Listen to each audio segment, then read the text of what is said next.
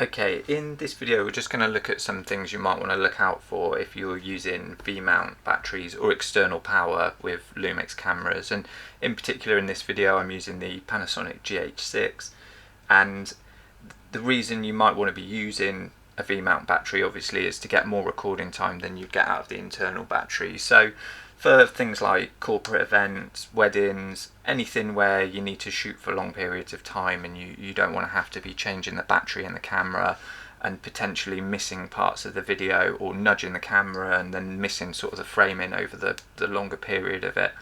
So you might find that it's just for like an unmanned camera, so it's a really good setup for that. You're going to get a lot more recording time than you would out of just the internal battery. And I've done videos about this battery, the dummy battery, and I'll link to those up in the corner. We're not going to go too much into that. And the reason again that you may want to use the external power for that is because you've got the option to do external charging or power over USB-C, and that's really good. It is useful for the internal battery, but you're still going to get more power out of these batteries, and also you've got the option to use the USB-C for SSD recording, which again I'll sort of link if you don't know about that. But for longer recording, generally we're going to be using a VMount battery and an SSD, because that's going to give us really the longest, most reliable recording times, unless maybe you've got very expensive CF Express cards or SD cards in the camera and you're not looking to use the higher frame rates.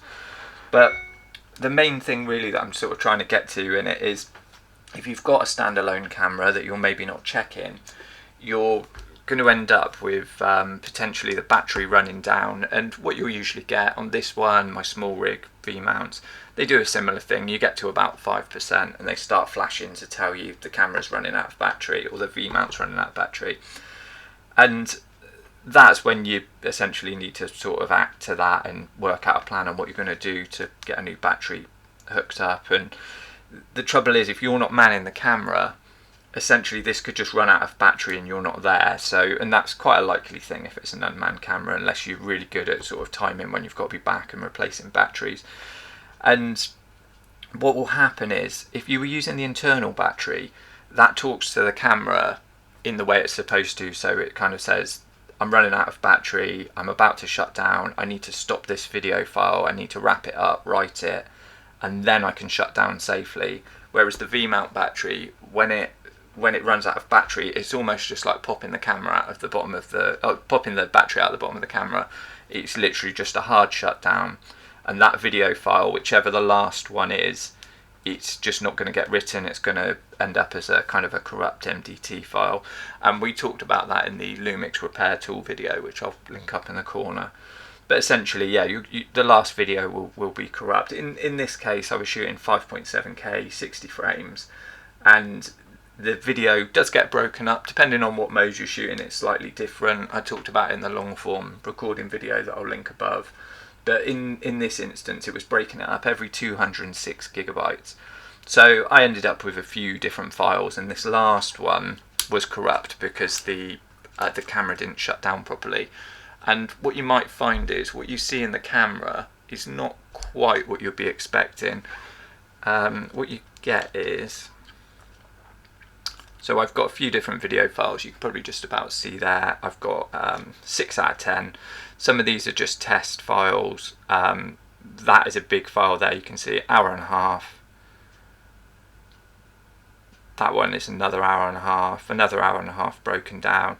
And then they kind of go on for a while. And then number 10 is actually still another hour and a half video. What you'd expect there is that to be the corrupt file. But the way it actually happens is, because the MDT file is not a full video file, it actually makes it the first file. So 1 out of 10 you can see is this corrupt file. And what we can actually do, like I say, we've covered this in the Lumix repair video, but if we go down to the playback menu, well, it's not the playback menu, but the one that looks like the playback menu under the main menu, and then we'll go into video repair. And because we're in SSD mode, it's only looking through the SSD drive, and it can see we've got one video there that needs to be repaired. It's 14 minutes long, and if we hit set, I've got a full battery, so I'm okay here, so I'm just going to hit proceed. and then you can see it's doing the video repair for us. And the thing with this is, you can see this is a 15-minute video, and it's going to take the best part of 3/4 of an hour to rebuild it and rewrite it into a working file. And I do have a lot of confidence in this tool. It's really good. I use it all the time, and it's got a really high success rate for recovering video. So it's a brilliant thing to use. But you can see here, the camera now is going to be tied up for the best part of an hour recovering this file. So if you need to use your camera, obviously this is not ideal. For me, the repair tool is a bit difficult. Like I say, I talked about it in that other video, but because I use a Mac, I can't do it on my desktop or on my computer because there isn't a Mac version of the repair tool. There is a PC version of it. So if you've got a PC, I would recommend that you just basically take the file off and just repair it on your computer, and then you can do other tasks while that's happening. But for me, I'm sort of stuck with this, so I really try hard to avoid this. So I try and make sure my workflow on changing batteries and everything is pretty spot on, so I can always be back there before it gets below, say, 10 or 15%, just to kind of avoid this. And like I say, it's not the end of the world, because 9 times out of 10 you can actually recover these files and it will be fine. But you can see it adds another 45 minutes, or if you'd recorded, these were recording in chunks of about up to an hour and a half. So if it recorded an hour and a half, for example, you'd be waiting for hours for that to repair. So you can and then you would have to have it on the AC10 power supply or have a power bank in there, just so it can recover the file through the SSD drive.